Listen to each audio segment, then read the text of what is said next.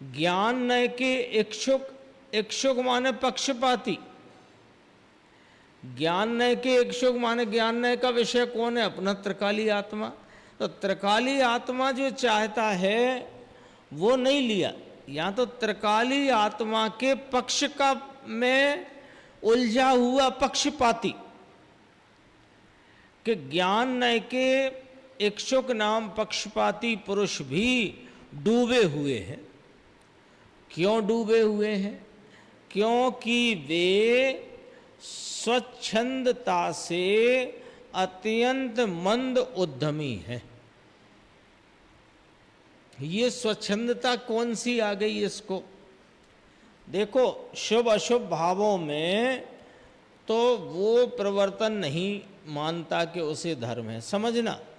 भाव तो कहीं चले नहीं गए, जो है ना, कोई कहे कि निश्चयाभासी शुभ अशुभ भाव में नहीं प्रवर्ता। अरे नहीं प्रवर्तेगा तो जाएगा कहाँ? शुद्ध भाव तो प्रकट नहीं है। प्रवर्तन है, राग द्वेष का यथावत प्रवर्तन है, लेकिन इसने क्या मान लिया है कि देखो ये शुभ अशुभ भाव जो हैं ये तो बंध के ही कारण हैं, इनमें कोई मोक्ष मार्ग तो है नहीं, ऐसा मानता है।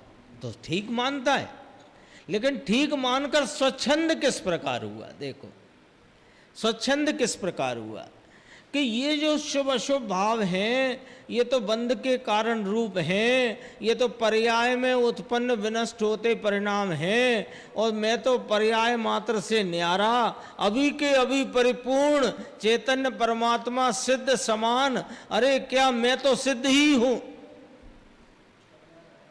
इसका नाम होता है पक्षपाती।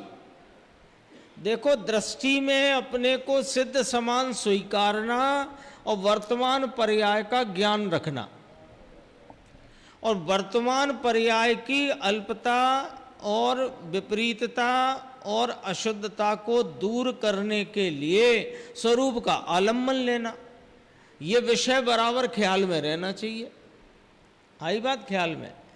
मैं सिद्ध समान शुद्ध हूं त्रिकाल, यानी सिद्ध के स्वरूप में और मेरे स्वरूप में बाल तो बहुत मोटा है, जरा सा भी अंतर नहीं। अपन बोलते हैं ना बाल बराबर, बाल तो बड़ा मोटा है, किंचित अंतर नहीं, जरिए फर्क नहीं। लेकिन मेरी वर्तमान पर्याय को जब मैं देखता हूं तो यहां अल्पता, अशुद्धता और मिथ्या दृष्टि है तो विपरीतता ये है, तो ये पर्याय में से विपरीतता मिटकर अशुद्धता और अल्पता मिटे तो मेरी पर्याय भी परिपूर्णता को प्राप्त होए, ये जानता है। और आलम्बन किसका लेता है? कि त्रिकाली गायक का। क्यों? क्योंकि यह भी जानता है कि ये पर्याय की अल्पता, अशुद्धता आदि और विपरीतता भी इस स्वरूप के आलम्बन से ही मिटेगी।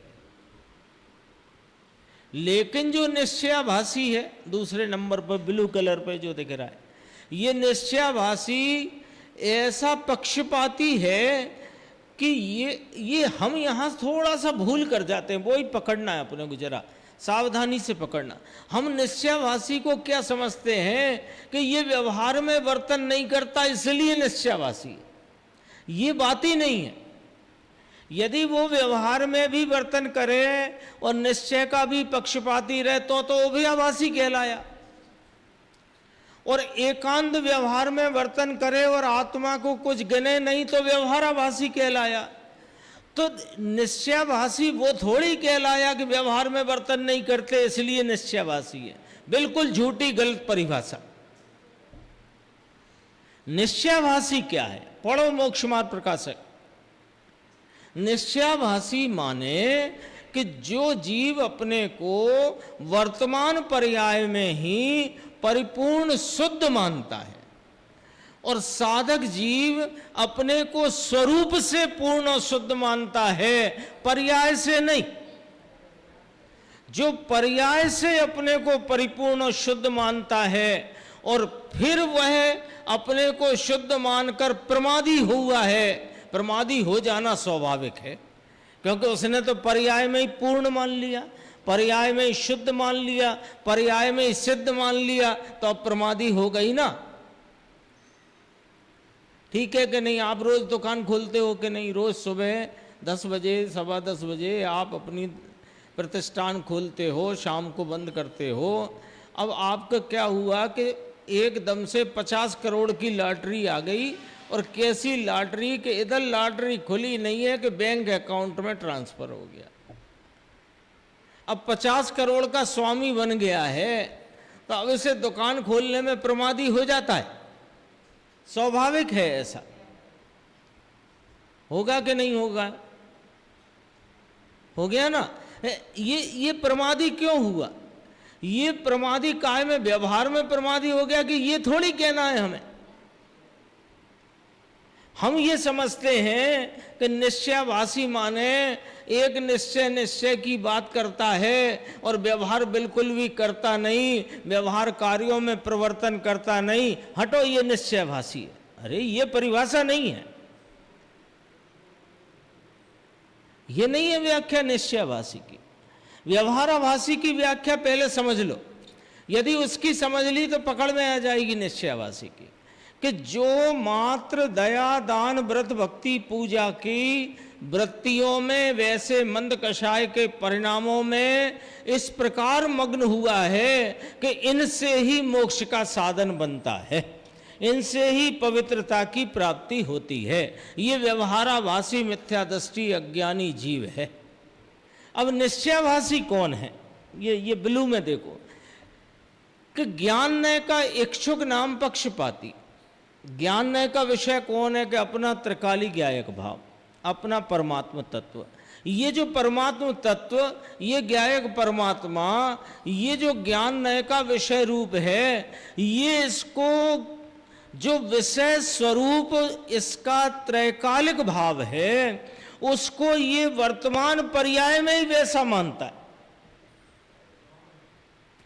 ये निश्चयवासी है। तो व्यवहार कार्य बिल्कुल नहीं करता, इसलिए अरे ये प्रश्न ही नहीं है, ये प्रश्न ही नहीं है। इसने क्या किया कि वर्तमान पर्याय में अपने को परिपूर्ण देख लिया, मान लिया। देख तो क्या लिया, मान लिया है, और आगम के अनुसार समझ करके अपने को जैसा इसका त्रैकालिक स्वरूप है वैसा पर्याय में स्वीकार किया। और ऐसा किया होने से अब जो वर्तमान पर्याय में विपरीतता, अशुद्धता और अल्पता है, उसको मिटाने के लिए इसे स्वरूप के आलम्बन में प्रवृत्त होना चाहिए। सो इसमें यह एकदम प्रमादी हुआ है। हम क्या सोचते हैं? व्यवहार कार्य नहीं करता इसलिए निश्चयवासी है। यह परिभाषा नहीं है। अपने स्वरूप का आलम्बन नहीं लेता, अपने स्वरूप के आलम्बन के लिए अभ्यास प्रवृत्ति इस तरफ के निर्णय की वृत्ति करता ही नहीं। एक बात पकड़ करके बैठ गया है, हम तो सिद्ध समाने शुद्ध हैं, तो कहां द्रव्य दृष्टि से, त्रिकाल स्वरूप से, शक्ति स्वरूप से, सामर्थ्य के भाव से तुम पूरे ही हो, लेकिन पर्याय की अल्पता, विपरीतता और अशुद्धता वो यदि तुम स्वीकार न करोगे तो फिर तुम आलम्बन किसका लोगे? क्यों लोगे? क्यों लोगे आलम्बन? तो स्वरूप के आलम्बन में ये प्रमादी हुआ है, इसलिए इसको निश्चयभासी कहते हैं। आई बात समझ में? ये निश्चयभासी का ये पॉइंट समझ लेना, नहीं तो जगत में ये परिभाषा चल पड़ी।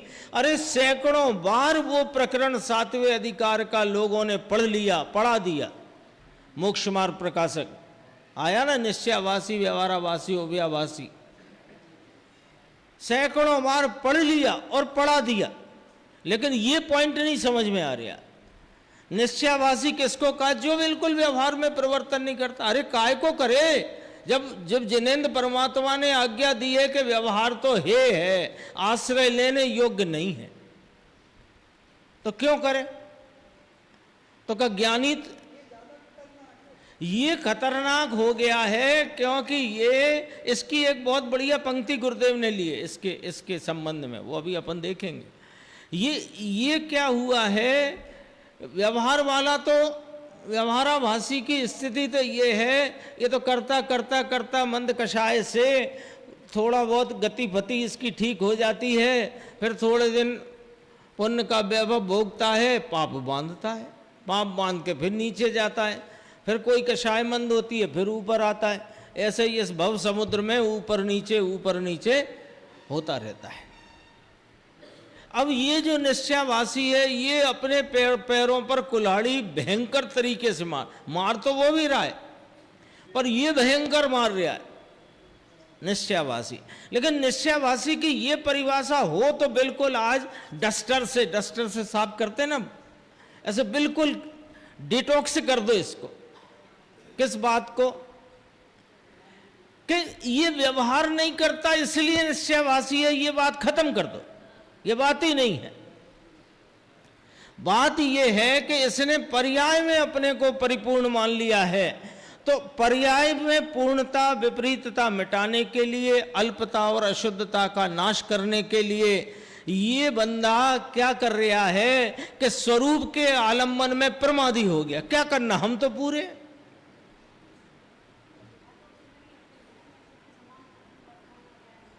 हाँ भाई यही तो कह रहे हैं। तो वहां समझता नहीं है ना, वहां व्यवहाराभासी पढ़ करके आया प्रकरण और निश्चयावासी का पढ़ना शुरू किया। तो मैं नहीं कहता, आपको और हमको सुनाने वाले सुना गए यही वाली बात। स्वच्छंद होकर प्रवर्ता है, स्वच्छंद हो गया माने व्यवहार में नहीं प्रवर्ता। अब स्वच्छंदता का अर्थ तो समझ लो। स्वच्छंदता का अर्थ यह है कि स्वरूप से परिपूर्ण होने पर भी ये पर्याय में परिपूर्ण मानता है, इसलिए पर्याय को कौन सुधारे? समझ में आई ना बात? हम तो परिपूर्ण नहीं है, तो पर्याय में विपरीतता चल रही है, मिथ्यात्व की, अल्पता अशुद्धता चल रही है। कौन मिटाए? हम तो शुद्ध ही है।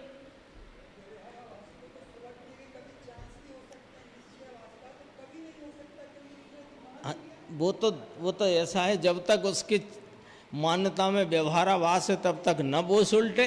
आपका कहना ठीक है, लेकिन जब तक इसके चित्त में निश्चयाभास है तब तक नहीं सुलटे। जिस दिन निश्चयाभास चला जाए सुलट जाए। आई बात समझ में? देखो, स्वच्छंदता से अत्यंत मंद उद्यमी है, वे स्वरूप प्राप्ति का पुरुषार्थ नहीं करते। देखो ब्रैकेट में लिखा, मैंने कुछ भी नहीं बोला मन से। वे स्वरूप प्राप्ति का पुरुषार्थ नहीं करते, प्रमादी हैं और विषय कषाय में बढ़ते हैं। अब ये विषय कषाय देखो, हम पहले ही कह रहे थे कि ये व्यवहार कार्यों में नहीं प्रवर्तता, विषय कषाय में प्रवर्तता है, और यहाँ भी लिखा है। और हम इसे यदि निश्चयाभासी की परिभाषा बना लें कि ये अपने को स्वरूप में ही, वो स्वरूप से जैसा पूरा है वैसा वर्तमान पर्याय में मानता है और व्यवहार कार्यों में बिल्कुल परिवर्तन नहीं करता, विषय कषायों में परिवर्तन करता है। यदि हम ऐसा बोलते हैं तो इसे आप गलत क्यों कह रहे हो? हमें वो पॉइंट नहीं लेना, हमें ये लेना है कि स्वरूप के आलम्बन में प्रमादी हुआ है, अपने स्वरूप की प्राप्ति में उद्यम इसने करता नहीं है, पुरुषार्थ करता नहीं है। तो फिर जो तीसरा शब्द लिखा विषय कषाय में प्रवर्तता है, इसका क्या अर्थ हुआ? इसका अर्थ भी सुन लो अब, बड़ा गजब का, कि तीन भूमिका होती हैं जीव की, उपयोग की तीन प्रकारताएं हैं। ऐसे दो प्रकारता, शुद्ध उपयोग अशुद्ध उपयोग, स्वरूप आलम्बन बहिर्मुखता में परिवर्तन, दो ही होते, तीन कर दिए इसको। प्रवचन सार में भी तीन लिए है ना।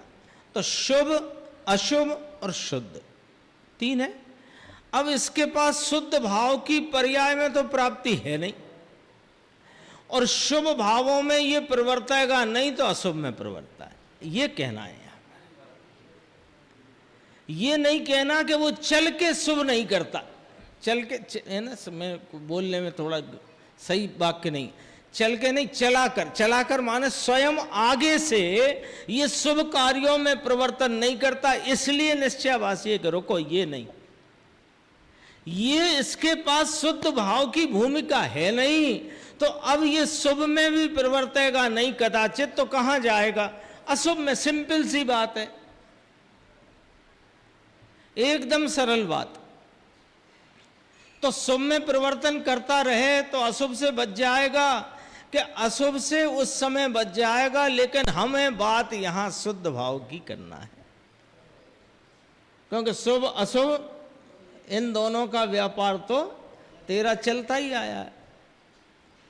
ख्याल आई बात? अभी गुरुदेव का भी दिखाऊं।